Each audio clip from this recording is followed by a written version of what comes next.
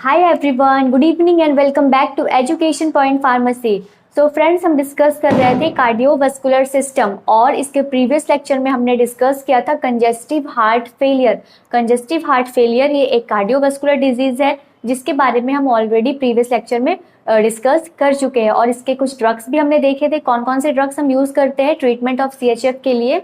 तो हम यूज करते हैं वी बर्ड। एक ट्रिक मैंने आपको वहां पे बताया था जिससे आप याद रख सकते हो इन ड्रग्स को इजिली। वी से वैसोडाइलेटर्स, बी से बीटा ब्लॉकर, VBI से आइनोट्रोपिक ड्रग, VBIR से रेनिन एंजियोटेंसिव इनहिबिटर्स और डी से डायोरेटिक्स। ये कुछ ड्रग्स है, 5 क्लासिफिकेशंस में इन ड्रग्स को डिवाइडेड किया गया है। इनके अलग अलग सब डिविजन्स है, कुछ ड्रग्स है और इन ड्रग्स को याद करने का ट्रिक मैंने ऑलरेडी आपको बताया है इसके प्रीवियस लेक्चर में। तो आज हम इन ड्रग्स के मैकेनिज्म ऑफ एक्शन को समझेंगे। तो पहले हम समझते हैं डिजिटलिस के मैकेनिज्म ऑफ एक्शन को कि ये डिजिटलिस जो ड्रग है आइनोट्रोपिक ड्रग है। आइनोट्रोपिक का मतलब होता है फोर्स ऑफ कॉन्ट्रैक्शन को बढ़ाना। CHF में क्या होता है? Contraction less. हमारा जो हार्ट है वो प्रॉपर कॉन्ट्रैक्ट नहीं कर पाता है तो हम आइनोट्रोपिक ड्रग्स देते हैं जिससे क्या होता है कि कॉन्ट्रैक्शन बढ़ जाता है, फोर्स ऑफ कॉन्ट्रैक्शन इंक्रीज हो जाता है। तो ये आइनोट्रोपिक ड्रग्स का काम क्या है? Increase force of contraction. इनमें कुछ एग्जांपल्स देखे थे हमने, लाइक डिजॉक्सिन जिसे डिजिटलिस कहते हैं और डोबिटामिन, डोपामिन। तो चलिए हम डिजिटलिस को सबसे पहले समझते हैं कि ये बॉडी में जाने के बाद किस तरीके से अपने मैकेनिज्म ऑफ एक्शन को शो करते हैं। नाउ ये फिगर आप देख रहे हो, इस फिगर में दिखाया गया है येलो कलर से, ये है एक सोडियम पोटेशियम एटिपेज पंप। इसे सोडियम पोटेशियम एक्सचेंजर के नाम से भी जानते हैं। और ये एक और चैनल प्रेजेंट है जिसे ग्रीन कलर से दिखाया गया है, इसे कहते हैं हम calcium sodium exchanger, calcium sodium exchanger. और एक और चैनल प्रेजेंट है यहाँ पे L टाइप चैनल। ये कुछ L शेप में दिखते हैं आपको तो इसका नाम है L type calcium channel. Calcium channel इसलिए क्योंकि इस चैनल के थ्रू सिर्फ कैल्शियम की एंट्री होती है सेल के अंदर। ओके, नाउ अब देखिए डिजिटलिस क्या करता है बॉडी में जाने के बाद, इस सोडियम पोटेशियम एटिपेज पंप को इनहिबिट कर देता है, मतलब कि ब्लॉक कर देता है। इसका जो फंक्शन है इस फंक्शन को रोक देता है। कौन? डिजिटलिस। डिजिटलिस क्या है? Inotropic drugs. अब इसके मैकेनिज्म ऑफ एक्शन को आगे समझने से पहले मैं आपको एक यहाँ पे समझाना चाहूंगी एक्शन पोटेंशियल क्या है। तो action potential of cardiac muscles, cardiomyocytes की अगर हम बात करें, मतलब अगर हम कार्डियक सेल्स के एक्शन पोटेंशियल की बात करें तो यहाँ पे आप डेफिनेशन में ये लिख सकते हो, brief change in voltage across the cell membrane. मतलब सेल मेम्ब्रेन के अक्रॉस, इनसाइड और आउटसाइड, सेल मेम्ब्रेन के इनसाइड और आउटसाइड में कुछ ब्रीफ चेंज, वोल्टेज में कुछ ब्रीफ चेंज आने की वजह से एक मतलब ब्रीफ चेंज आता है वोल्टेज में, उस वोल्टेज चेंज को हम कहते हैं एक्शन पोटेंशियल। अब एक्शन पोटेंशियल में कुछ फेजेज है। कार्डियक साइट्स की अगर हम बात करें सेल्स की बात करें, कार्डियक सेल्स की अगर हम बात करें तो उनमें किस तरीके से ये एक्शन पोटेंशियल होता है। तो चलिए पहले हम उसे समझते हैं। फॉर एग्जाम्पल मैं यहाँ पे समझाती हूँ। एक्शन पोटेंशियल में आप लिखना brief change in voltage across the cell membrane is called action potential. अब एक्शन पोटेंशियल के कुछ फेज होते हैं, 4 फेज में ये डिवाइडेड है।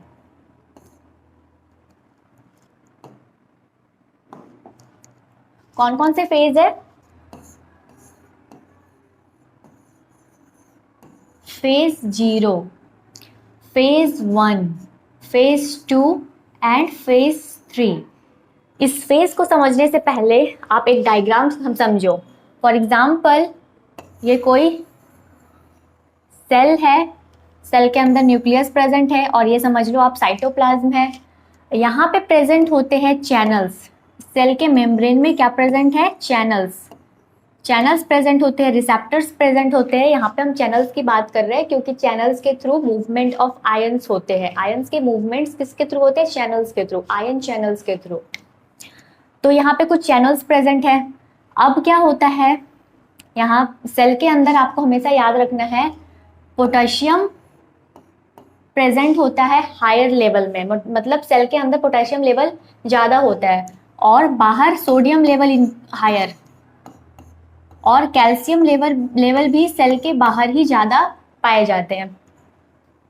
नाउ आपको यहाँ पे एक और चीज़ ध्यान रखना है कि सेल के बाहर मतलब एक्स्ट्रा सेलुलर, ये एक्स्ट्रा सेलुलर जो होता है वो हमेशा पॉजिटिवली चार्ज्ड होते हैं, और सेल के अंदर जो है इंटरनल इंट्रा सेलुलर वो नेगेटिवली चार्ज्ड होते हैं। ओके, अब यहाँ पे इन आयंस, ये जो आयंस है इनके मूवमेंट्स होते हैं इस चैनल्स के थ्रू, और ये जो पोटेशियम है ये मूव होकर बाहर की तरफ जाते हैं। ऐसा इसलिए क्योंकि बाहर क्या प्रेजेंट है, सोडियम और पोटेशियम ज़्यादा प्रेजेंट, सोडियम और कैल्शियम ज़्यादा प्रेजेंट है, तो हमेशा जो मूवमेंट होता है वो पैसिव डिफ्यूजन में आपने पढ़ा होगा। पैसिव फ्लो किसे कहते हैं, movement from higher concentration to lower concentration. तो यहाँ पे जो सोडियम है और कैल्शियम है ये ज़्यादा कहाँ पे प्रेजेंट है, सेल के बाहर प्रेजेंट है। अगर यहाँ पे पैसिव डिफ्यूजन होंगे तो ये आयंस मूव होकर from extra cellular to move होकर कहाँ जाएंगे, इंट्रा सेलुलर, क्योंकि पैसिव डिफ्यूजन में क्या पढ़ा था हमने, movement of ions from extra cellular to intra cellular, या फिर movement of ions from higher concentration to lower concentration. यहाँ पे सेल के अंदर ज़्यादा क्या प्रेजेंट है, पोटेशियम, तो यहाँ पे पैसिव डिफ्यूजन अगर होंगे तो वो आयंस मूव होकर इंट्रासेलुलर से एक्स्ट्रा सेलुलर जाएंगे, क्योंकि पोटेशियम कहाँ पे ज़्यादा प्रेजेंट है, सेल के अंदर। तो always ions move from ions move from higher concentration to lower concentration. यहाँ पे पोटेशियम लेवल हाई है, इसीलिए ये जो पोटेशियम है ये मूव होकर अंदर से बाहर की तरफ जाएंगे, एक्स्ट्रा सेलुलर। ओके, तो इन ये जो आयंस के मूवमेंट्स है इसके वजह से क्या होता है, इसमें इसके जो चार्ज्ड पार्टिकल्स है, मतलब बाहर पॉजिटिवली चार्ज है और अंदर नेगेटिवली चार्ज है, इनमें कुछ ब्रीफ चेंजेस आते हैं। इस वोल्टेज चेंजेस को ही हम क्या कहते हैं, एक्शन पोटेंशियल।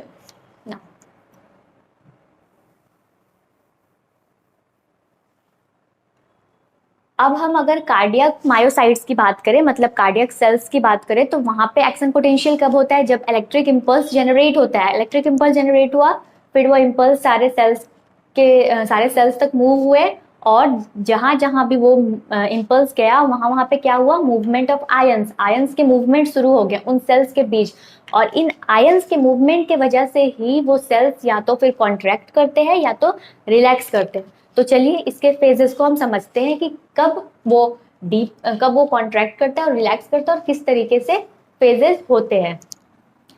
तो जीरो फेज में क्या होता है, सोडियम इनफ्लक्स। क्या हुआ, सोडियम इनफ्लक्स। इनफ्लक्स का मतलब है कोई भी चीज बाहर से मूव होकर अंदर की तरफ आना। सिंपल लैंग्वेज में आप समझो तो कोई भी एक्स्ट्रा सेलुलर से इंट्रा सेलुलर अगर आ रहा हो तो यहाँ पे हम वो वर्ड यूज करते हैं इनफ्लक्स। और अगर कोई इंट्रा सेलुलर से एक्स्ट्रा सेलुलर जा रहा हो, कोई आयंस, इलेक्ट्रोलाइट्स, व्हाटएवर, तो उससे हम कहेंगे इफ्लक्स।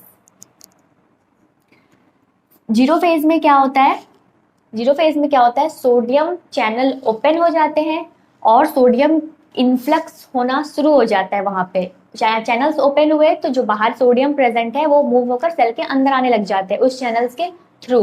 वो कब होता है, फेज जीरो में। अगर हम यहाँ ग्राफ देखें तो ग्राफ यहाँ समझो आप,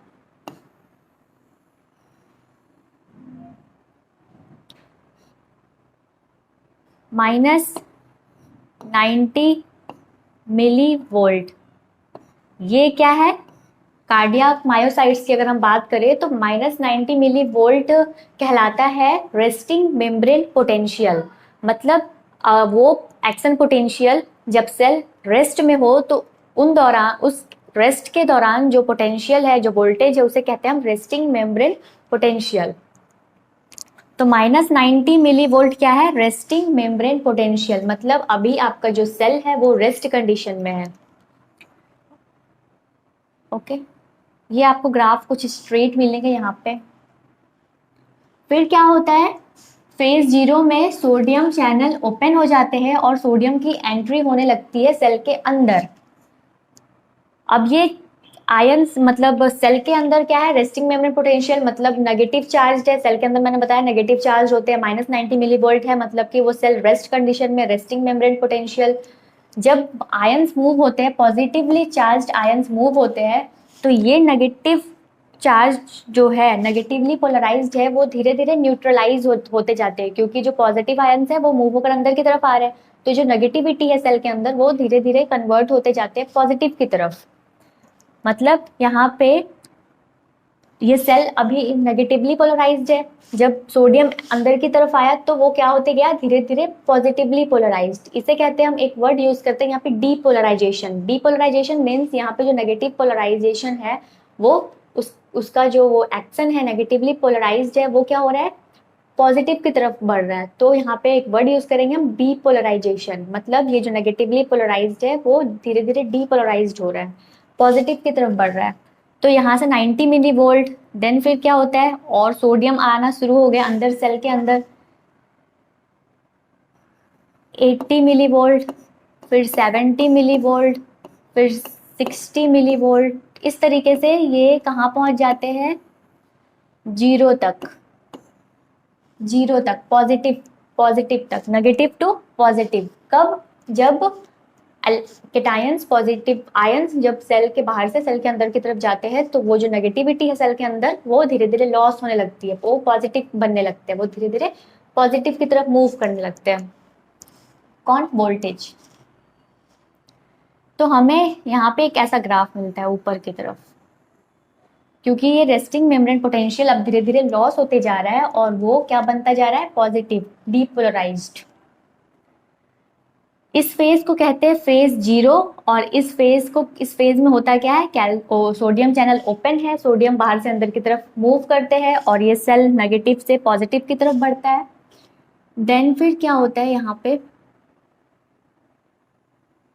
कुछ इस तरीके का ग्राफ मिलता है हमें। फेज वन, फेज वन में क्या हुआ, पोटेशियम इफ्लक्स। इफ्लक्स का मतलब बाहर, अंदर से बाहर की तरफ मूव करना। तो यहाँ पे सोडियम पोटेशियम क्या है, वो सेल के अंदर ज्यादा प्रेजेंट है, तो वो हमेशा मूव होकर कहाँ जाएगा, बाहर की तरफ जाएगा। फेज वन में क्या हुआ, इस कंडीशन में क्या हुआ, फेज वन में जो पोटेशियम चैनल्स होते हैं वो ओपन हो जाते हैं और पोटेशियम सेल के अंदर से बाहर की तरफ जाना शुरू हो जाता है।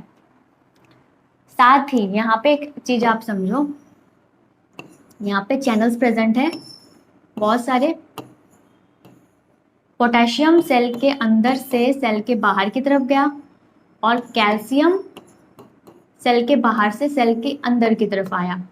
तो इस तरीके से कुछ समय तक पोटेशियम जो पॉजिटिव चार्ज है वो बाहर जा रहे हैं, बट पॉजिटिव चार्ज कैल्शियम अंदर भी तो आ रहे हैं। तो इस स्टेट में क्या होता है, बैलेंस बने रहते हैं सेल के अंदर, वोल्टेज बैलेंस्ड होता है। तो कुछ समय के लिए हमें कुछ इस तरीके का ग्राफ देखने को मिलता है, मतलब स्टेबल, बैलेंस, क्योंकि जो पॉजिटिव केटायंस है पोटेशियम में वो बाहर तो जा रहे हैं बट कैल्शियम अंदर भी तो आ रहे हैं। तो उस वजह से क्या होता है, जो सेल की पोलराइजेशन है, पॉजिटिविटी है, वो बनी रहती है। देन फिर क्या होता है, यहाँ पे फेज टू में, इस फेज को, ये फेज जीरो है, फेज जीरो, इसे हम कहते हैं depolarisation, when sodium channel open and sodium influx, बाहर से सेल के अंदर की तरफ आ रहा है और ये जो नेगेटिविटी है वो बढ़कर कहाँ चले गए, पॉजिटिव की तरफ। कुछ समय के बाद यहाँ पे पॉजिटिव होने के बाद यहाँ पे क्या होता है, ये फेज वन कहलाता है, फेज वन। फेज वन में क्या हुआ, potassium efflux, potassium channel open हो जाते हैं और पोटेशियम अंदर से बाहर की तरफ जाने शुरू हो जाते हैं। बट उसी समय क्या होता है, फेज टू में क्या होता है, कैल्शियम इनफ्लक्स, कैल्शियम अंदर की तरफ आते हैं। तो कुछ समय तक हमें स्टेबल ग्राफ मिलता है, मतलब फेज टू। ओके, इस फेज को कहते हैं हम प्लेट्यू फेज। यहाँ पे प्लेट्यू फेज है और कैल्शियम अंदर की तरफ आ रहे हैं, पोटेशियम बाहर की तरफ जा रहे हैं, सेल अभी जो पोटेंशियल है वो क्या है, बैलेंस्ड है। तो हमें इस तरीके का ग्राफ देखने को मिला। बट कुछ समय के बाद क्या होता है, ये पोटेशियम चैनल ये कैल्शियम चैनल क्लोज हो जाते हैं बट पोटेशियम चैनल ओपन रहता है। तो इस वजह से क्या होता है, कैल्शियम की एंट्री रुक जाती है बट जो पोटेशियम है वो कंटिन्यूअस सेल से बाहर की तरफ जाता जाता है। ठीक है, मतलब सेल के अंदर जो पॉजिटिव चार्ज है वो अब धीरे धीरे बाहर की तरफ जा रहे हैं, तो ये अब कैसा बनता जा रहा है, negative, negatively charged, negatively polarised. क्योंकि जो कैटायंस है पॉजिटिव चार्ज है, पोटेशियम भी पॉजिटिव चार्ज है, ये क्या हो रहा है, सेल के बाहर की तरफ जा रहा है। बट पॉजिटिव चार्ज कैल्शियम जो है वो अब सेल के अंदर नहीं आ पा रहे क्योंकि चैनल क्लोज है। तो ये जो अभी नेगेटिव से पॉजिटिव की तरफ गया था, ये वापस से पॉजिटिव से नेगेटिव की तरफ आने शुरू हो जाते हैं। तो हमें कुछ इस तरीके का ग्राफ देखने को मिलता है नीचे की तरफ।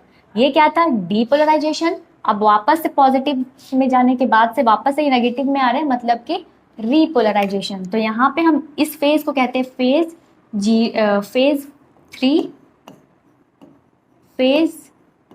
थ्री, और इस फेज को कहते हैं रीपोलराइजेशन। मतलब सेल वापस से क्या हो रहा है, नेगेटिवली पोलराइज्ड। ओके, यहाँ पे आने के बाद वापस से ये रेस्टिंग मेम्ब्रेन पोटेंशियल में आ जाते हैं। इस फेज को कहते हैं फेज 4। मतलब फेज 4 और फेज, ये जो फेज है ये सेम है, -90 मिलीवोल्ट। मतलब कि अभी आपका जो सेल है वो रेस्टिंग कंडीशन में है।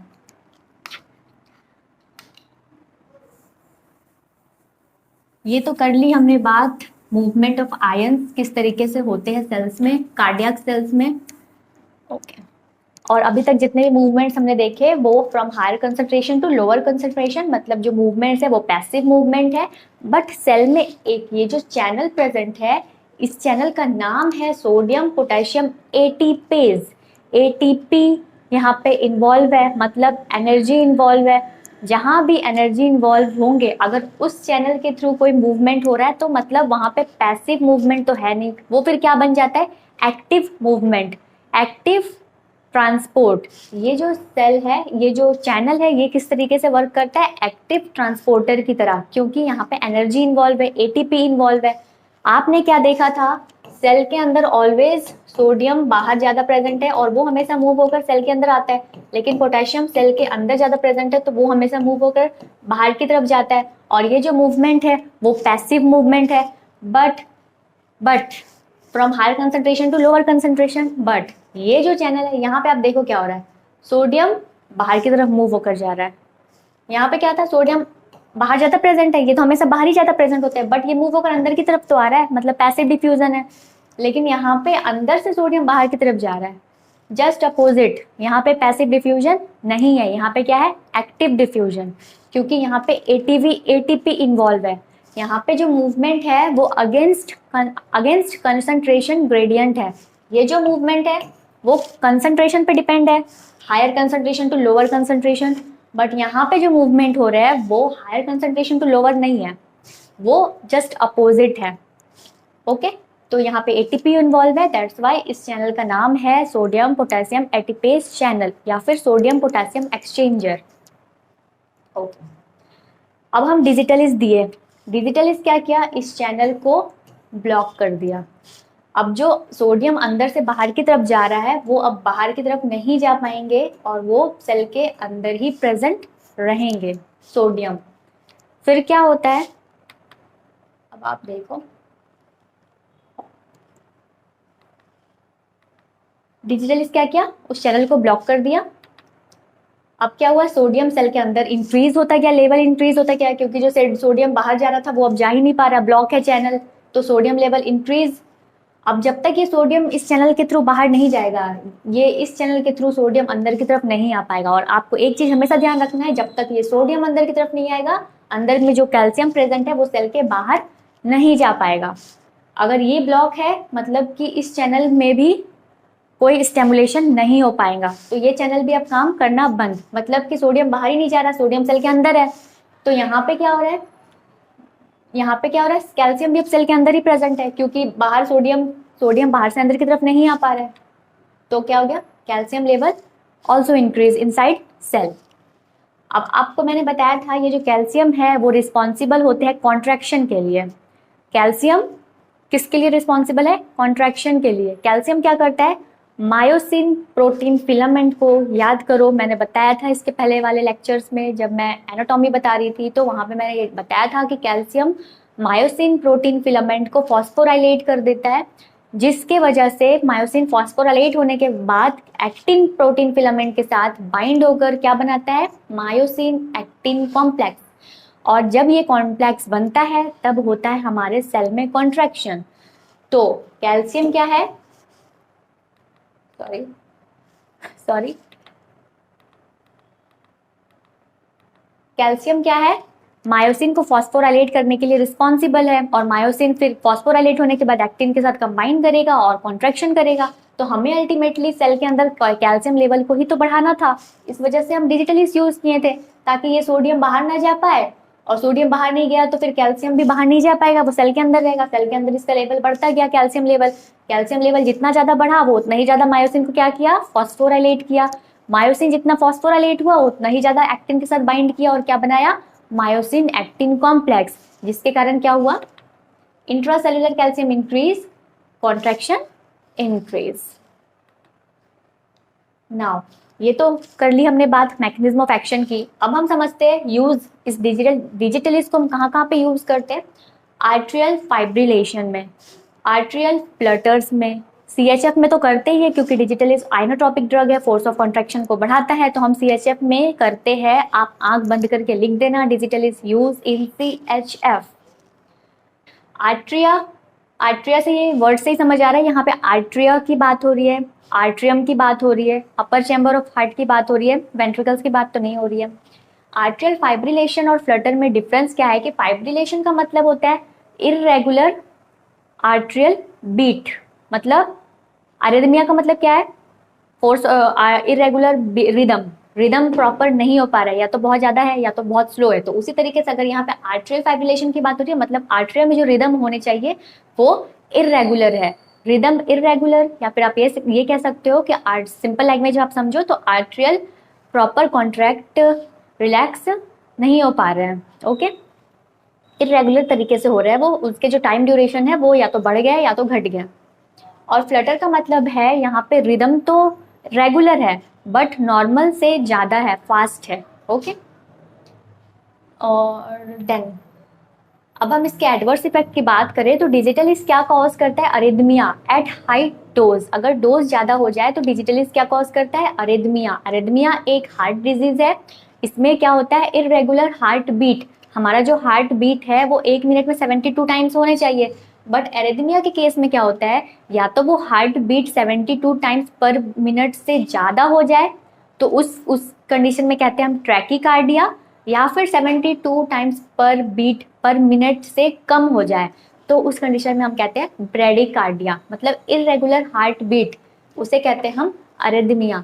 तो अगर हम डिजिटलिस नॉर्मल डोज से ज्यादा दे देंगे तो क्या कॉज करेगा हमारे बॉडी में, arrhythmia, irregular heart beat, okay. Arrhythmia अगर हो जाए, डिजिटलिस देने से अगर किसी पेशेंट को अरिथमिया हो जाए तो उस कंडीशन में हम एक ड्रग देते हैं, एंटीडोट, तुरंत से इमरजेंसी पेशेंट को हम एक एंटीडोट देते हैं, उसका नाम है डीजी बाइंड। डीजी बाइंड कब देते हैं हम, अगर किसी पेशेंट को डिजिटलिस से टॉक्सिसिटी हो जाए, अरिथमिया हो जाए तो हम डीजी बाइंड देते हैं, ये एक एंटीडोट है, ओके। कुछ कॉन्ट्राइंडिकेशन भी हम समझते हैं कि डिजिटलिस किस पेशेंट को नहीं देने चाहिए और कब कब नहीं देने चाहिए। तो पहला तो मोस्ट इम्पॉर्टेंट कि डिजिटलिस आप हाइपर कैल्सीमिया वाले पेशेंट को नहीं दे सकते हो। अगर किसी के बॉडी में हाइपर कैल्सीमिया का मतलब होता है ब्लड में कैल्शियम लेवल ज़्यादा होना, अगर किसी के बॉडी में कैल्शियम लेवल ब्लड में ज़्यादा है प्रेजेंट तो उस कंडीशन में हम डिजिटलिस उस पेशेंट को नहीं देते हैं, क्योंकि डिजिटलिस क्या करता है, कैल्शियम लेवल को बढ़ाता है, क्योंकि उसे अल्टीमेटली सीएचएफ को ट्रीट करना है, फोर्स ऑफ कॉन्ट्रैक्शन को बढ़ाना है, और फोर्स ऑफ कॉन्ट्रैक्शन को बढ़ाने के लिए कौन रिस्पॉन्सिबल है, कैल्शियम। तो अगर किसी के पेशेंट में कैल्शियम लेवल ऑलरेडी इंक्रीज है और हम डिजिटलिस दे दिए तो उसका कैल्शियम लेवल और ज़्यादा इंक्रीज हो जाएगा, मतलब ज़्यादा कॉन्ट्रैक्शन हो तो फिर क्या हो सकता है, अरिथमिया। इसलिए हम हाइपर कैल्सीमिया वाले पेशेंट को डिजिटलिस नहीं देते हैं। नाउ और किसे हम नहीं देते हैं, हाइपोकैलेमिया वाले पेशेंट को भी नहीं देते हैं। अब ये हाइपोकैलेमिया क्या है, हाइपर मीन्स तो calcium level high, hypokalemia means kalaemia मतलब पोटेशियम, हाइपो मीन्स कम, मतलब अगर किसी पेशेंट के बॉडी में पोटेशियम लेवल कम है तो उस पेशेंट को भी हम डिजिटलिस नहीं देते हैं, क्योंकि डिजिटलिस ये जो बाइंड कर रहा है इस चैनल के साथ, पोटेशियम एटीपेस पंप के साथ, इस बाइंडिंग को रोकने का काम कौन करता है? पोटेशियम। अगर किसी पेशेंट के बॉडी में पोटेशियम लेवल कम है, मतलब कि उस पेशेंट में ये डिजिटलिस कंटिन्यूअस इस potassium pump, sodium potassium pump से बाइंड करता रहेगा। एक ड्रग का काम क्या होता है? बॉडी में गया, काम किया और फिर स्क्रीट आउट हो गया। बट डिजिटलिस को बाइंडिंग करने से रोकता कौन है? नॉर्मल पेशेंट में अगर हम जैसे लोग डिजिटलिस लेते हैं, अगर हमारे ब्लड में पोटेशियम लेवल सफिशिएंट है तो हमारे डिजिटलिस हमारे बॉडी में गया, इसके साथ बाइंड किया, अपना काम किया। अब इसके बाइंडिंग को रोकना भी तो जरूरी है, अगर वो नहीं रोकेंगे तो कंटिन्यूस बाइंड करता रहेगा और क्या कॉज करेगा? अरिथमिया। तो बाइंडिंग को रोकता कौन है? पोटेशियम। अगर किसी पेशेंट में पोटेशियम लेवल कम है तो बाइंडिंग नहीं रोक पाएगा, डिजिटलिस कंटिन्यूअस इस चैनल के साथ बाइंड करते रहेगा और क्या कॉज कर सकता है? Toxicity, arrhythmia.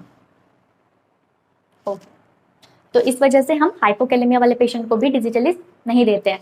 रेनल फेलियर वाले पेशेंट को भी नहीं देते, जिसकी किडनी में कोई प्रॉब्लम हो, वैसे पेशेंट को भी हम नहीं देते। एल्डर्स में भी हम यूज नहीं करते डिजिटलिस, क्योंकि ये थोड़े मतलब हाई डोज पे टॉक्सिसिटी क्रिएट करते हैं, एरिथमिया क्रिएट करते हैं, तो इस वजह से हम कुछ ऐसे पेशेंट्स में अवॉइड करते हैं डिजिटलिस को। और हम किसे नहीं दे सकते हैं? तो थायराइड डिजीज अगर किसी पेशेंट को है तो हम उस कंडीशन में भी डिजिटलिस उस पेशेंट को नहीं दे सकते हैं। और हाँ, कैल्शियम चैनल ब्लॉकर्स के साथ भी हम डिजिटलिस नहीं देते हैं, क्योंकि डिजिटलिस हम क्यों दे रहे हैं? कैल्शियम लेवल को बढ़ाने के लिए। कैल्शियम लेवल को कम करना नहीं है हमारा काम। अगर हम ब्लॉकर देंगे तो क्या होगा? कैल्शियम लेवल कम होने लगेंगे सेल के अंदर, तो फिर कोई फायदा नहीं होगा डिजिटलिस देने का। इस वजह से हम डिजिटलिस को कैल्शियम चैनल ब्लॉकर के साथ नहीं देते, साथ में नहीं देते। और डिजिटलिस हम थायराइड्स के साथ भी नहीं देते। डायोरेटिक्स, थायराइड क्या है? एक डायोरेटिक्स है, वाटर पिल्स है। ये सोडियम वाटर रिटेंशन हमारे बॉडी में नहीं होने देता। सोडियम वाटर जितने भी इलेक्ट्रोलाइट्स है उससे हमारे यूरिन के थ्रू एक्सक्रीट आउट करने में हेल्प करता है, जिससे क्या होता है? ब्लड वॉल्यूम डिक्रीज होता है। बट हमें क्या करना है? इलेक्ट्रोलाइट्स जो भी है, कैल्शियम वटेवर जो भी है, उसे हमें एक्सक्रीट आउट नहीं करना, खास करके कैल्शियम को एक्सक्रीट आउट नहीं करना। अगर हम थायराइड देंगे तो कैल्शियम भी एक्सक्रीट आउट होने लग जाएंगे हमारे बॉडी से। हमें अल्टीमेटली अपने सेल में कैल्शियम लेवल को बढ़ाना है, तो इस वजह से हम डिजिटलिस को थायराइड के साथ नहीं देते हैं। तो यहाँ पे खत्म होता है हमारा कंजस्टिव हार्ट फेलियर, ये डिजीज। यहाँ पे हमने डिजीज देखा, ड्रग्स देखे, ड्रग्स के मैकेनिज्म ऑफ एक्शन को समझा। यहाँ पे अभी हमने डिजिटलिस डिस्कस किया है और इसके यूजेस और एडवर्स इफेक्ट और कॉन्ट्राइंडिकेशंस देखे। आगे हम और भी beta blockers, calcium channel blockers, ये सबको भी समझेंगे। बट यहाँ पे एक चीज और इम्पॉर्टेंट है, डिजिटलिस की जगह पे आप एक ड्रग दे सकते हो, इसका नाम है लीवोसिमेंडन। ये बिल्कुल डिजिटलिस की तरह ही काम करता है हमारे बॉडी में जाने के बाद, बट ये एरिथमिया कॉज नहीं करता है। डिजिटलिस क्या कॉज करता है? Thyroids, arrhythmia. बट लीवोसिमेंडन सिमिलर होते हैं डिजिटलिस की तरह, लेकिन ये अरिथमिया कॉज नहीं करता है हमारे बॉडी में जाने के बाद।